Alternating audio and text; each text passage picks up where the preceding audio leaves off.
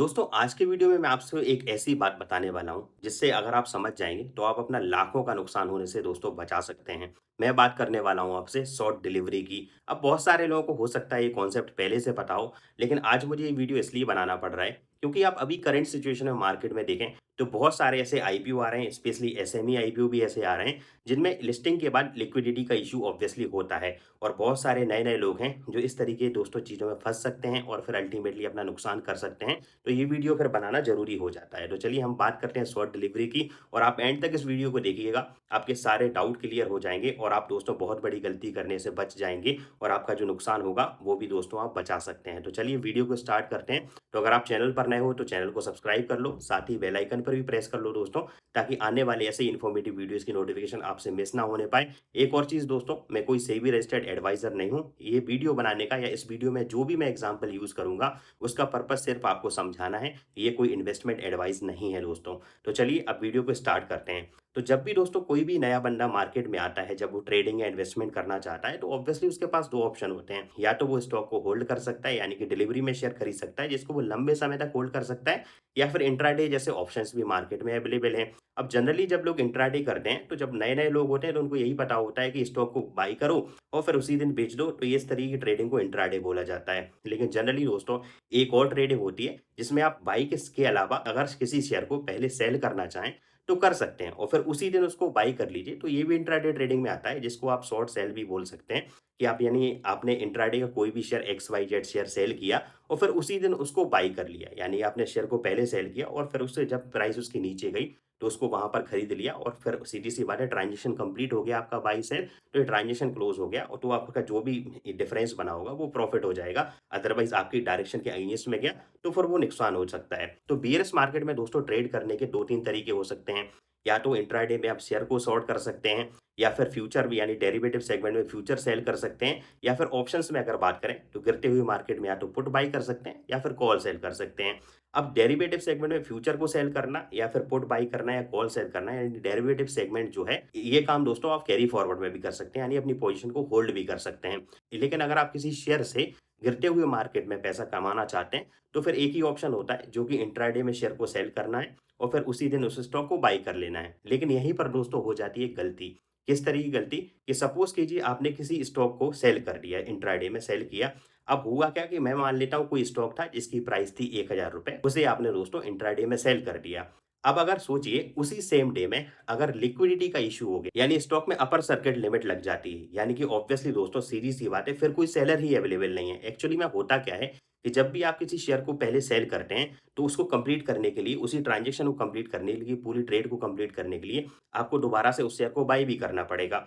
Obviously दोस्तों intraday में जब भी आप कोई भी इंट्राडे या फिर कहीं पर भी ट्रेड करेंगे तो ट्रेड कंप्लीट तभी मानी जाती है, यानी कि जब आपने अगर बाय किया है तो आपको उस शेयर को सेल भी करना है और अगर आपने सेल किया है तो उस शेयर को बाय भी करना है, तभी जाके एक ट्रेड कंप्लीट होती है दोस्तों। तो अगर मान लीजिए आपने किसी शेयर को सेल किया था, उसके बाद दोस्तों जब आपकी उम्मीद थी कि वो नीचे गिरेगा, लेकिन हो जाता है उसका उल्टा। अगर उसमें अपर सर्किट लग जाता है, यानी कि सीधी सी बात है सिर्फ बायर्स अवेलेबल हैं, सेलर्स फिर अवेलेबल ही नहीं है। तो सीधी सी बात है आपके पास जो आपने बेचा हुआ है, अब आपको वो खरीद के भी देना पड़ेगा ब्रोकर को। लेकिन जब आप उसको खरीद रहे होंगे तो ऑब्वियसली बात है उस स्टॉक में लग गया अपर सर्किट, तो फिर कोई सेलर अवेलेबल ही नहीं है, तो आप उसको खरीद कर कहाँ से देंगे? तो सीधी सी बात है अपना नुकसान भी बुक नहीं कर पाएँगे। और ऐसे केस में दोस्तों जनरली इंट्राडे में होता क्या है कि 3:20 तक, यानी 3:20 तक आपको अपनी पोज़ीशन खुद क्लोज़ कर लेनी चाहिए। अदरवाइज़ ब्रोकर भी ये पोज़ीशन क्लोज़ कर देता है। लेकिन दोस्तों ऐसे केसेस में जहाँ अपर सर्किट अगर लग गया है, तो सीधी-सी बात है लिक्विडिटी नहीं है, तो उस केस में ना तो आप कुछ कर सकते हैं, ना ही फिर आपका ब्रोकर कुछ कर सकता है और अल्टीमेटली दोस्तों ये केस बन जाता है शॉर्ट डिलीवरी का। अब इसके दोस्तों नुकसान क्या होते हैं, वो भी बता देता हूँ और आजकल के माहौल में ये क्यों ज़रूरी है, क्योंकि आजकल आप देख रहे हैं बहुत सारे एसएमई आईपीओज़ आ रहे हैं, जिसमें लोग करते क्या हैं, लिस्टिंग डे पे मैं जनरली एक फोरम पे चेक कर रहा था, तो वहाँ पर मैंने देखा कि लिस्टिंग डे की स्ट्रेटजी देख लेते हैं कि क्या होती है। तो लोग करते क्या है कि जब गिर रहा होता है खरीद लेते हैं और अल्टीमेटली दोस्तों इस तरीके के ट्रैप में फँस सकते हैं। कोई भी शेयर हो, अगर अपर सर्किट लग जाता है, तो फिर आप प्रॉब्लम में फँस जाते हैं। तो फिर ये केस हो जाता है दोस्तों शॉर्ट डिलीवरी का। अब शॉर्ट डिलीवरी का मतलब क्या हुआ, वो भी मैं बता देता हूँ कि आपने शेयर बेचा था, अब आप उसको दोबारा उसी दिन खरीद नहीं पा रहे हैं, स्टॉक ब्रोकर भी नहीं कर पा रहा है क्योंकि स्टॉक में लग गया है अपर सर्किट। तो इस केस में होगा क्या कि आपने जब उस शेयर को बेचा था, तो किसी न किसी ने तो खरीदा होगा, तो कायदे से उसके पास डीमैट अकाउंट में जाना चाहिए, उसके डीमैट अकाउंट में जाना चाहिए।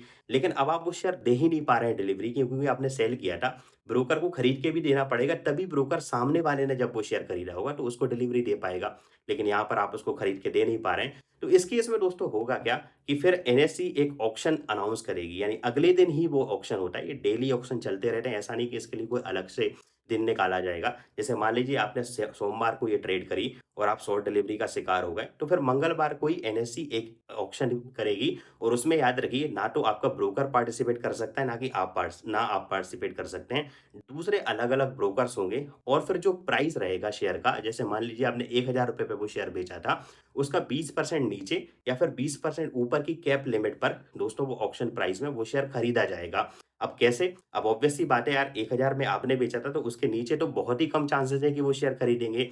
लेकिन 20% ऊपर अगर चला गया, 20% ऑक्शन में खरीदा, तो इसका मतलब ये हो गया कि आपने 1000 में बेचा था, अब 1000 का 20% दोस्तों हो गया ₹200, यानी ₹1200 ऑक्शन प्राइस में एनएसई ने, यानी किसी और ब्रोकर ने वो शेयर खरीद लिया और एनएसई को दिया। तो अब सीधी-सी बात है, जो 1000 में आपने बेचा था और 1200 में ऑक्शन में गया, तो सीधी-सी बात है, जो ₹200 का डिफरेंस दोस्तों आएगा, वो आपसे वसूला जाएगा। अब सपोज़ करिए आपने इंट्राडे में, ऑब्वियस सी बात है कि लोग जनरली मार्जिन भी ब्रोकर प्रोवाइड करते हैं, तो 5 गुना तक मार्जिन भी दे देते हैं। तो सपोज़ करिए कि आपने कोई ₹1000 का शेयर था, जिसकी लगभग 1000 क्वांटिटी सेल कर रखी थी और आप शॉर्ट डिलीवरी का शिकार हो गए।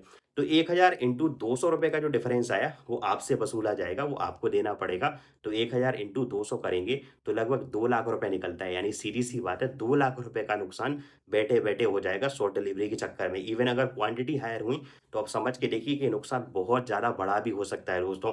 इवन अगर ये तो हो गई दोस्तों अपोज़िट बात की, अगर अपोज़िट क्या, ज़्यादातर केस में ऐसा ही होता है। लेकिन सपोज़ कीजिए जो लोअर 20% की जो लिमिट थी, अगर सपोज़ कीजिए 1000 की जगह पे वो शेयर ₹800 में एक्सचेंज ने खरीद लिया, तो ऐसा नहीं होगा कि दो जो ₹200 का प्रॉफ़िट है वो आपको दे दिया जाएगा, ऐसा नहीं है। फिर वो पैसा इन्वेस्टर प्रोटेक्शन फंड में जाएगा, ऐसा उसका फ़ायदा आपको मिलने वाला नहीं है। लेकिन ये केस दोस्तों बहुत ही कम होता है। अदरवाइज़ जो अपर परसेंट वाली लिमिट है, दोस्तों उसी पर ऑप्शन प्राइस लगभग चलती है और फिर इसमें आप बहुत बुरी तरीके से दोस्तों इसका शिकार बन सकते हैं।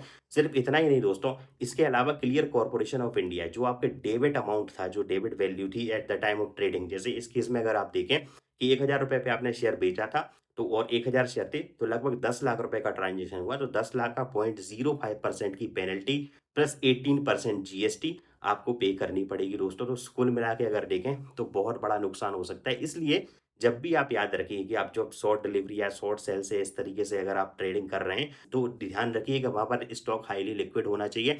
अदरवाइज़ इस चक्कर में मत पड़िए कि कोई भी खराब स्टॉक आप पकड़ लेंगे, नीचे गिर जाएगा। बाई चांस अगर किस्मत खराब हुई, तो लेने के देने भी पड़ सकते हैं दोस्तों। तो आई होप ये कॉन्सेप्ट आपको क्लियर हो गया होगा। अदरवाइज़ इसमें अभी कोई आपको डाउट है, तो कमेंट सेक्शन में बताइए, मैं फिर से इसको क्लियर करने की कोशिश करूँगा और कमेंट में आपका रिप्लाई देने की कोशिश करूँगा।